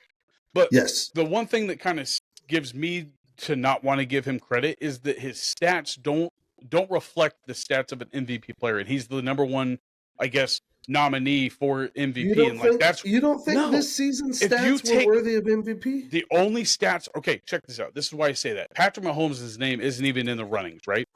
Okay. The only stats that he beats Patrick Mahomes in is the rushing part of things. You can't say that that's MVP caliber. Okay. If you look at the stats, there's nothing that says it except for him running the ball, and that's it. How competitive is he in the passing? Because if the man's got all of the none at all. Patrick beats him by 200. Patrick beats him by 200 pass attempts. There's nothing that shows. Where's he at in pass yards? Patrick Mahomes has 2,000 more than he does. There's no chance to me, that's not MVP. Yeah, but Patrick can't win it every year. So no, but what I'm saying is that if you can't talk about a guy that's not in the runnings, and yet the only difference of their stats is somebody running the ball, and then Lamar Jackson has five rushing touchdowns this year. Patrick Mahomes has 0. But like that's again though, remember, MVP is not a stat-based award. It is most valuable to the team player. Can't tell. Which player was most valuable to their team? If I'm the one making that decision, 100%, it's gonna be Christian McCaffrey. 100%. I don't disagree. I think Christian McCaffrey should be the MVP. Lamar Jackson is no better than that defense that was dominating all season. The defense is what put them on the map for being able to dominate. They were the highest scoring defense in the NFL. Yeah, Lamar Jackson is just the highest rushing quarterback. It's not as if Lamar isn't playing well. He is playing well. And that's what I'm saying. He's just not turning the ball over. I hear what you're saying. He's playing well. You're just not sure why he's getting the MVP nod. I get it. If we were talking like about Lamar right now with Peyton Manning and all those other quarterbacks that were back when they were playing, he wouldn't even be in the top 5 just because of stuff that was going on. Drew Brees is an MVP. That team needed Drew Brees. Like, if you wanted a quarterback to throw he's got amazing wide receivers. Amazing wide receivers. They showed that today. They're tight end. Andrews. Like, if they had a quarterback that was giving them the ball, they're going to be put on the map more. Would you agree? No, because essentially what you're saying then is that Jackson's hindering that team from going further. I don't think that's the case at all. I'm not saying that he's hindering them. I'm just saying that we're going to look at MVP on a scale of what they've done for the team and throughout the season, the one thing that he has led in his division and then in the NFL is just rushing the ball. Nothing in passing, nothing in. Man, I need to. I promise you. I gotta look. I would really have to examine those stats before I could give a good opinion on it. But now I'm curious. So Christian McCaffrey then is your pick. He's him, and then number 2. I'm going to argue this just because of where they came up in life, and that's Brock Purdy. Like Brock Purdy has shown that he's a high caliber player, and they needed him on the team. He's had a couple of off games though. That's the problem with MVP. MVP is almost got to be a stellar. Lamar had 2 in the same division, so we can't argue a couple rough games. Lamar got shut out by the Steelers twice this year. Yeah, but what were his stats during those games? Crap. He threw the most interceptions against the Steelers. Man, I need to know more about the MVP candidates then, because you got Dak Prescott, which I don't. I'm a Dallas fan. I don't think he deserves to be. I mean, if we're looking at stats, yes. Because his stats blow out Lamar Jackson's. The only thing Lamar Jackson has over him is rushing yards and rushing TDs. Why not Josh Allen? I mean, all those turnovers. I would. Turnovers that would are be my excuse. Too many turnovers. The turnovers are bad, yes, but how many of the turnovers were his fault? That's the question. How many turnovers were batted passes? How many turnovers were just I don't know, the defender beating the receiver? You can't measure that really, unless it was a bad call. I think I agree with you. This year's nomination would go to Christian McCaffrey for me. But this is why I would say Christian McCaffrey deserves it, because not only was he needed on the Panthers team, he was also needed on the 49ers team. That's true. Yeah. He dominated for 2 different teams this year. I forgot about that. He was traded. All right. So Patrick Mahomes passed. Okay. So it's not. Okay. Patrick Mahomes has 4,183 passing yards. Lamar has. Okay. It's not. I said 2,000. It's like 978 or something like that. He has 3,678. But the only thing he beats him in passing wise. How many more rushing yards does he have than Patrick? I'm sure a ton. Let's see here. Rushing yards. He has 821. Patrick has 389. Okay, so over 500 more rushing yards. Right. How many more rushing? See, that's the thing. But check this out. Let me show you something. Styles. Okay, go. The passing percentage, they're the exact same. Attempts, 457 from Lamar, 597 from Patrick Mahomes. Okay. So TDs. So another 150 for Patrick. Patrick beats him by 3 TDs thrown, 24 to 27. Out of 150 attempts? That's what I'm saying. That doesn't help Patrick's case, This might be the only thing that separates the two. 7 interceptions for Lamar, 14 for Patrick, but he's throwing 100 passes more. Doesn't matter. Lamar's playing way better in that area. The only thing where he beats him completely is in the green is rushing, and that's it. 20-plus rushes for yards. Long is just 30, and Patrick Mahomes has 25. What? 150 passing. How many passing yards does Patrick have more? 4,183 to 3,678. So just under 500 passing yards? Bro, no. That's evidence that Lamar has played better than Patrick. Yeah. But attempts though. But look at the attempts. You're off on this because you're minimizing the value of a running quarterback. It's different play styles, but I assure you. When was Michael Vick ever MVP? Was Michael Vick ever MVP? And here's the thing. I think it's a travesty that he wasn't. Because if your judgment for what makes a good quarterback is the fact that he can stay in a pocket and make a pass, then you don't have respect for the role of quarterback. Because pocket passer is only one style of quarterback. Attempt rushing, I mean, Patrick Mahomes isn't that fast. He's the fastest quarterback in the league, right? Lamar? As far as I know, he is. I think so. Okay, so, I mean, his longest rush was for 30 yards. Patrick's was 25. 20-plus yards attempts for a rush was those are Mahomes. The stats you gotta no, but this is what I'm saying. Stats though, the key stats. When you're telling me that Lamar's 500, let's compare him to yards under. So let's compare him to a quarterback that's on the list. He doesn't come anywhere close except for rushing. Brock Purdy. So I'm saying passing. Brock Purdy's not a scrambling quarterback. Brock Purdy is on the list, yes? I don't As a potential MVP candidate. Yes. Okay. So then why don't you compare apples to apples and go quarterback to quarterback and tell me which of the two quarterbacks have played better?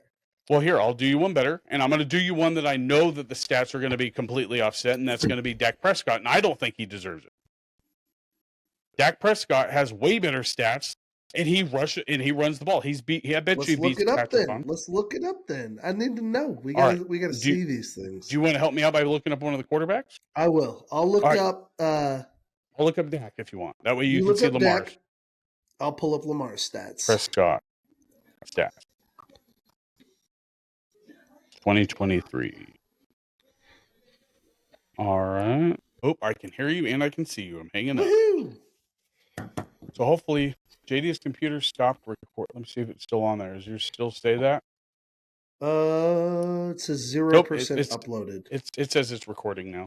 So Woohoo, it'll probably upload two separate things, so I'm going to have to jimmy with it a little bit probably. Well, so hopefully it doesn't cause too much trouble. I don't know. We haven't had that happen yet. We shouldn't have had you look up stats, and that's probably what it was. Probably. So it's all good. My bad. But we were saying, like, you said that, like, you can see why I was feeling that way, and that's the only reason why I'm saying it. And like, I think I agree with you. I think I agree with you. Christian McCaffrey probably should be the front runner for the MVP. And that's all I was trying to say. I'm not trying to take it from him or anything like that. It does always, and I am always hesitant, and I will say that. When stats, if it's purely a stat conversation, I think you miss out on the intangibles of the game in how much a third down can make a difference. If your quarterback consistently scrambles to get you a first down on third down, that's critical, and that doesn't really show up in your stats. Guess who's leading at that? Actually, it does. They actually have a leader for third down for extending a play. Third down Patrick conversions. Patrick Mahomes. What? They talked about it during the game.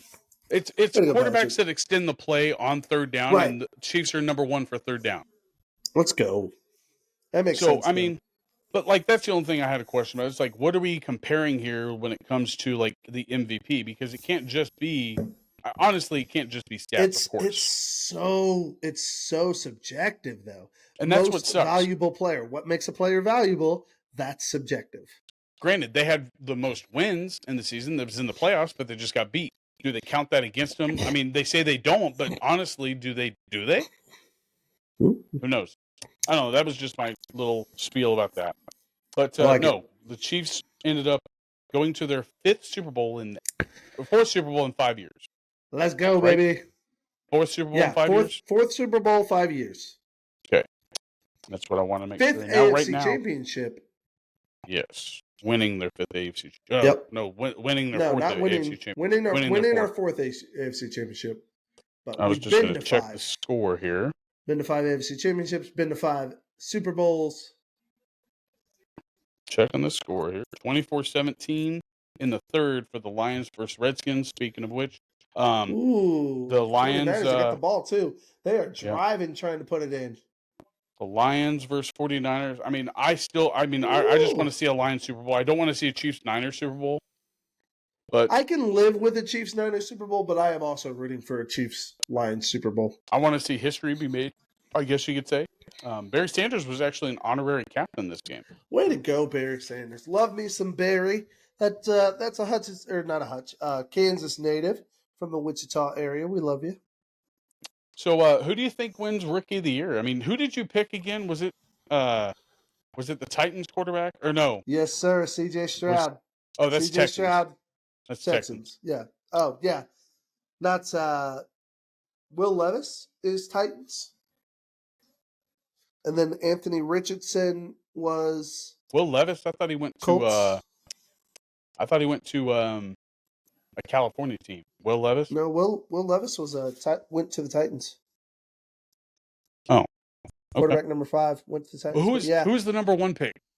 Where'd he go? Bryce Young. Bryce Young. That's right. Panthers. Panthers. Yep. That's right. Okay. I called when we did the draft. When you and I were at the draft in Kansas City, I told you of the quarterbacks that were on the table that I felt like C.J. Stroud should go number 1 overall. I got laughed at by everybody. Everybody said Anthony Richardson.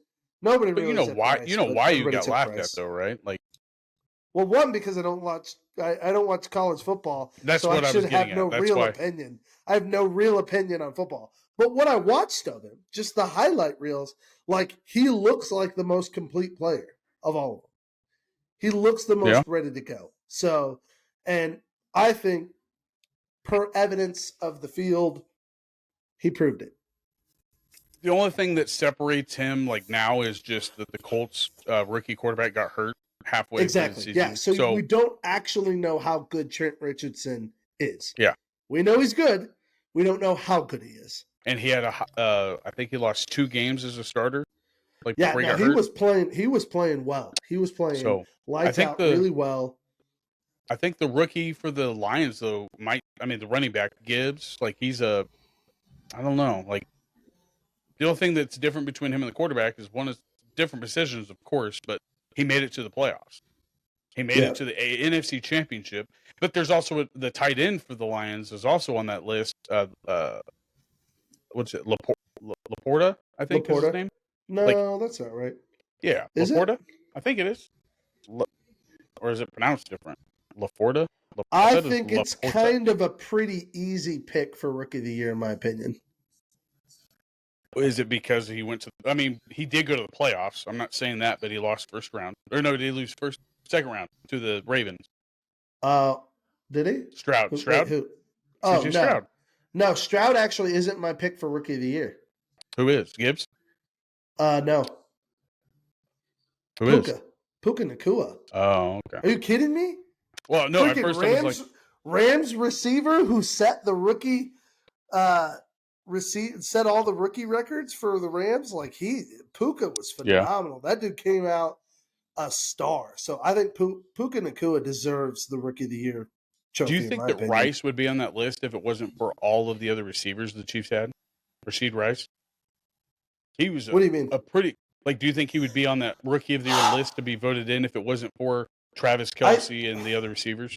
No, because I think Rasheed still needed a little time. I mean, he's been a pretty with us yet. He's played well, especially here in the postseason. I've been very grateful for what he's done here in the postseason. But if you look at his whole season, he wasn't quite producing at that level yet. So I think other rookies came in and produced faster and are a little bit more worthy of the title. Fair enough. But that's why I asked. I just wasn't sure if you thought that he would be on that list. I mean, I think he could. I think you can make a case for it, but in my opinion, nobody runs away with it like Puka Nacua does. Like he had a phenomenal year, came out looking like a stud. You'd never guess that guy's a rookie. What about defense? Oh gosh, like I don't even know like a name. Is that Raven? How long has that Ravens safety been in the league? That guy that was just all over the field. He was like Troy Polamalu. Somebody said. Talking about Roquan Smith? No, the other one, the white. He's like he looks maybe he's mixed or something. I don't know his. Not Andrews. Was he outside linebacker? Maybe. He was just all over the field. He's the one that made the stops that they needed to really keep themselves in the game, and then that's right after it's tied game, 24-24. But like he's the one that. I'm trying to think of who that was. I don't know if he's mixed or if he's like of like maybe Middle Eastern, maybe. I don't know. But he was either a safety or an outside linebacker. I couldn't tell. He was just all over he's the one that sacked Patrick for the first time this postseason. He hadn't been sacked. He's the one that came in and sacked him. I think. Really? Yeah. Well, he had a lot of tackles for losses in this game. Ravens back.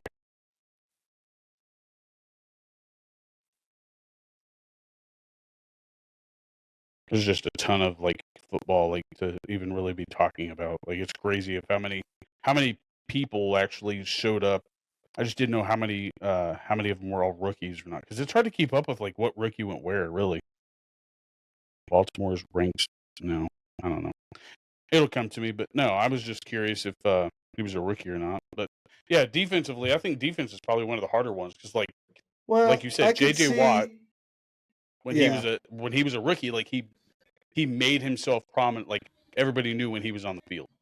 And that's really what you have to do. So of that, the only one I could really say is maybe like the Eagles, their rookie Jalen Carter. Yeah. I could see him maybe getting it. I felt like he had some pretty standout play. Joey Porter Jr. is on the list too, isn't he? I think so. I'm not sure. I think he could get it. But I don't want you looking anything up. I agree with you in that this is a tough one this year because defensively, I don't know that I saw enough standout that caught my eye. And I couldn't tell you how many defensive players went in the draft. Like there wasn't many defensive players in the first round, was there? There was a lot of offense. It was very offensive heavy. Except at the end, the Eagles took those 2 picks. A lot of cornerbacks. I remember there being. There was 3 quarterbacks went in the first round. A couple wide receivers. Well, you had 5 overall quarterbacks that went, or 4 overall quarterbacks that went in the first round, didn't they? I thought it was 3. I don't know. C.J. Stroud. Didn't Levis go in the first round? Levis went in the second. He was first pick of the second round because he was a day late. Remember? Right. Yeah, that's right. But like the 3 that went was Richardson, the Stroud, and the other Bryce. one for Bryce Young. So I still feel like there was one more that went on day one. Was there? I feel like before there was. Levis. Yeah. Huh. I thought he was the 4th quarterback gone, but I'm gonna look it up. QBs in 2023 draft. Bryce Young, C.J. Stroud, Anthony Richardson, and Will Levis. Well, that's not in the first round. That's just who went. Will Anderson Jr., Richardson. Round 2, pick 33. Round 1, there was only 3 picked in the first round. Okay, yeah, you're right. Hendon Hooker was the next one, but he was round 3. Levis was pick 2 of the second round because Joey Porter Jr. was pick 1 of the second round. Oh, yeah, because they didn't have 32 picks in the first round. That's right. Dolphins had to... I can see... my pick's Joey Porter Jr. Okay. I don't know if it's in... Carter. No, give me Carter. Jalen Carter. I was going to say Carter, too, just because he played he's the well one enough to... He stood out, so... And he had, you could definitely tell that he was on the field when he was on the field. Yeah, he was a difference maker. But no, the other thing in, I guess, sports, really, other than your Chiefs going to the next Super Bowl, you got a lot of haters out there, and there's really nothing to hate except for good coaching staff and players that are willing to listen to their coach, I think. Yes, sir. Yes, sir. I accept it. I understand. When you win a lot, people get angry about it, and the Chiefs are winning a lot right now. I guess I can say this. I don't like the ones that weren't Chiefs fans or they just talked a lot of crap about the Chiefs, and then now they're bandwagon Chiefs fans. That's what they are to me. They're annoying to me. I enjoy being an OG Chiefs fan that is just truly soaking in the golden era. Like, this is a fun time to be a Chiefs fan. Especially when you grew up suffering like I did. I would have loved to see that too if it was my team. I bet. The other thing is coaching jobs. A lot of big coaching jobs. Raheem Morris to the Falcons. I don't know much about him personally. I just know that he was a player from, was it the Washington? Didn't he play for Washington? No. Who did he play for? The 49ers maybe? I'm not really played for. He's been the defensive coordinator for the Rams for the past 3 years. Oh, that's right. I thought he played somewhere too. I'm not sure. And he's a beast, dude. Raheem Morris is going to do well down there in Atlanta. So, who did Washington get? I don't remember who got that one. I don't think they've finalized theirs. Oh, they're one of the 2 that still has a. Washington and Seattle. Yep. I mean, a lot of people think that Dan Quinn's going to Seattle. I mean, if he doesn't, I would love to have him back. That's for sure. If he doesn't, go ahead. I heard the wildest fan theory that Bill Belichick will be paid a head coach salary to be a defensive coordinator. Is that what you heard? No, even wilder than that. What could be? Are you ready? Share. Yeah. Okay, here we go. Bill Belichick does not take an NFL coaching job. Mm-hmm. Instead, Bill Belichick takes the head coaching job of the Michigan Wolverines. They've already named the Michigan Wolverines head coach. But here's the twist. Are you ready? Go ahead. Tom Brady, who was a Michigan Wolverine and joined the NFL after 3 years of eligibility and became a pro, now that he is retired for a full year, now has the ability to be an amateur football player again. Can go back to the NCAA and win Michigan and national championship with Bill Belichick at his helm. See, this is where science steers us wrong. No, unfortunately, I mean, that can't happen now that they've hired a Michigan head coach. And funny enough, as it is, it's their assistant coach that they have through the season. But believe it or not, he was actually a player at Butler County Community College. What? A defensive lineman, I do believe, or offensive lineman. That's right. He was an offensive lineman. Nice. But yeah, that's pretty cool. I mean, that is cool. Puts Kansas on the map a little bit. I mean, he wasn't there very long. He was there for, I think, 2 seasons. But I don't know what you're talking about, dude. Last time I checked the map, Kansas was on there. Right, but sports-wise, we're not very top. That's true. That's very true. Yeah, I mean, this is what I see. I see if Belichick doesn't take a job this year, next year, when I know that, I mean, the Cowboys fail when Jerry Jones does his stuff. That's when McCarthy gets fired for what he could have been fired for this year and probably last year. Then Bill Belichick probably comes in when we need him least because he's on his way out the door to retire. Jerry Jones doesn't have the ability to keep his mouth shut enough to let Bill Belichick be a coach. I think that's what would be a stipulation of Bill Belichick's, though. That's the only thing. That's there the only way he's coming in. There would be way too much clashing of control. Because I think that was the issue with the Atlanta Falcons. He didn't want that dude that they don't know what his job is up in Atlanta running stuff, and he wants nobody to talk to. But Harbaugh's going to the Chargers. At least he's not going to the AFC West like you didn't want. So at least there's that. Yes. I am very grateful Belichick's not coming to the AFC West. I can deal with Harbaugh. Yeah. I mean, he's still going to be a good coach, I think. I mean, he's a good coach, of course. But they were going to get a good coach no matter what. It's the freaking Chargers. So I'm just glad it's not Belichick. I'll take Harbaugh. I wonder how fast he turns a team around. Like that's going to be fun to see. Harbaugh? Yeah. Oh, they'll be good next year. I'm sure of it. Like, I don't know that they'll be Super Bowl competitive, but I bet you they make it into the wild card. So you're thinking they get number 2 in the division? Yes. You don't think they split the wins with the Chiefs? No. Because they didn't beat the Chargers didn't beat the Chiefs this year. They might split wins with us, but they won't beat us for the division. How close was it wasn't there a chance that the Broncos could have taken the division at one time or at one point? I think if they would have kept winning? But we would have had to have lost to the Broncos and to the Raiders, and they would have had to have won out. Isn't that what happened? They just didn't win out. But they didn't just they win didn't out. win But out. You lost to the Broncos and then you lost to the Raiders, didn't you? Well, and they would have had to have had, I think so. Now, there's more to it than that. But there's something that had to happen, I know. Divisional record, if they win out and we lose out, they would have had the tiebreaker. That's crazy. Yep. Bizarre. Never would have thought that to ever happen. So, but hey, let's move on to entertainment. Since I hate to steal your highlight of the evening that the Chiefs won, but we do have to finish. No, it's okay. It's okay. That I can ride the high of that. Oh, you like my shirt, by the way? Maybe you don't understand. Segura. Segura? Tom Segura. Nice. But do you get what it is? No, is he bowling? What's he bowling? No, he went up. He was okay. So if you go onto YouTube ever, I don't recommend it because it was brutal. He went up for to dunk a ball on a lowered net, kind of like how we used to do. Like as kids, we'd lower the net so we could dunk it, right? He went to like I think 7 feet is what he lowered it to. He went up to dunk it. As he went up, his meniscus tore. From his kneecap tore apart from his body, right? And as it tore, his leg gave out, and you see it fold on this video. He goes down to brace himself, and then he breaks his arm, and you see all of this happen. So that's his broken arm right here. That's his broken arm, and then that's his broken leg. So I bought this from his story. They went on sale for $10, so I had to get one. That's great. Tom Segura, shout out you. Sorry about your leg and your knee, bud. All right. So for entertainment, did you watch? Did you know that The Sound of Freedom was on Amazon?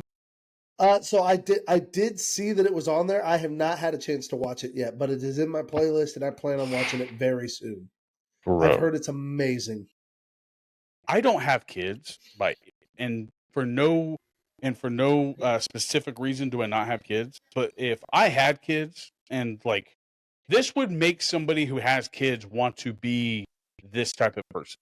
Okay, like makes you sick to your stomach. It's wild, and it got a lot of like lash from like I guess not really politics, but like Hollywood because he did it independently. I do believe. Yeah, yeah. Well, Jim Caviezel. so it was kind of pushed under the rug as far as like promotion and stuff. People like really didn't want it seen because he bypassed the system of release. Because people weren't willing to work with him on it. They weren't willing to show it. So And they that's sad. figured out their own distribution rights and figured out how to show it.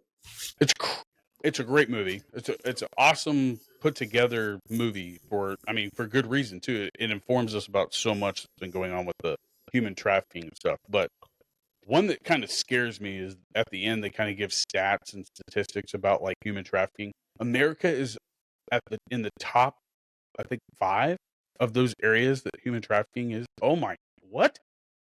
You can't be super surprised by that. Well, though, no, man. that's not what I'm surprised at. I'm surprised that, like you said, they tried to cover it up and not give it its like public eye at the same time. So that's a little scary. If we're America, like normally America wants to try to squash that, so they put highlights on that stuff. You know what I mean? And yet we're in the top 5, and you don't want to give it a highlight. That's a little sketchy. Because they don't want to acknowledge how bad it is. And that their culture is what supports it and encourages it. That's a man that won't get Neuralink. I'm just saying. You're absolutely right. You're absolutely right. Good job, Jim Caviezel. Because what else are you killed watching? it. Well, Jamie and I just started the new season. Like I watched the very first season of True Detective with Matthew McConaughey. Okay. Did you ever watch that, True Detective? No. That's the only season I ever saw of it. Now they're on their 4th season, and they have different actors and a different plot every season, I guess. So the 4th season now has Jodie Foster, and she's in Alaska as a detective. And Jamie and I started watching that, and it's pretty good. They're on their episode 3 drops tonight, so we'll see if it gets any good. But I'm also rewatching Sopranos. I mean, always been a fan of the Italian family. You know, I mean, I just like the concept, like outside of the negativity that it brings. Yes, it was a horrible thing, but like if you think of it, like if they would have used that for something like, I don't know, maybe highlighting something that we're like in the top 5 at and trying to stop something, like you protect your family, like that would be awesome. Like I get the concept, like a team, like just like you and I, we played football forever, and you and I are best friends. Like that's the way I look at it, and that's what I enjoy. Now, the law breaking it's just, I guess, maybe what adds to the twist and excitement. Have you ever seen it? No, never watched it. I couldn't believe how much I missed. I couldn't believe how much I missed. You what? Just, it's a well-known show. It was very well loved in its time. I mean, the thing about it is it's entertainment. So, you're not building your life around it. You're not trying to model the behavior, but if it's good entertainment, then it still does something to you. It entertains you at least. So. But it's still like if you think about it, like the mob. When we hear mob, like we don't hear anything good about the mob ever. No, like, well, because it's organized crime, and we understand that at its core, organized crime is bad. 100%. The beautification of it through The Sopranos is the idea that's like, well, this crime is committed with the idea of loyalty and family, and it's what we do with entertainment. We tell stories and justify ourselves. It's just another, like, if you liked The Godfather, you're gonna love The Sopranos usually. So, But what are you watching? The Chosen has definitely been something I've been watching. Just finished season 1 there. It's so funny being a pastor and like The Chosen's like on season 3 or 4 now, and I've just started watching it. I've heard about it for years, but I just never really taken the time to watch it, and I really enjoy it. They do such a good job of painting Jesus and his disciples in a very human light, and helps you just see, helps the Bible feel like it's much more normal and relatable. It's really cool. It brings it to life. I thought it was cool. Well, I wouldn't say it's weird that you haven't seen it. You have a job. You had a job. Well, yeah, but like as a pastor, Right. It's a little weird that I haven't seen what many would consider the most famous Christian television show on TV. And is it right a now. streaming show or is it like on It TV? is, yeah. TV? You can get it on your phone. It's a free app you can download. You can watch Oh, it's like okay. yeah. So it's totally accessible. It's just not highly promoted, and I just haven't really put in the time to effort and watch it. But I was gonna say, I have think it would be enjoyed. weirder if you told me you've never seen Passion of the Christ, right? Like that would be really weird. But truthfully, I would say what Passion of the Christ was for the church back then, Chosen is for the church now. It's becoming that relevant and that important. And it's not that I don't like those shows. Like I just got done, or my father-in-law sent us a movie in the mail for Christmas one year. The one where it's that church that was filming movies there for a while. They did the Facing the Giants and the cop, the so cop and fireman. That's not a church. That's an actual Christian media company. Oh, I thought it was like a whole church or whatever. Okay. No, that's a Christian film company trying to grow their business. Yeah. But as much as I enjoyed the Facing the Giants, that was an awesome movie. It's a good one. I actually liked the other one that they did where the runner. It was a runner that they had. It was about the girl runner, and she finds out who her dad is. I think it's the last one that they had. It's pretty good.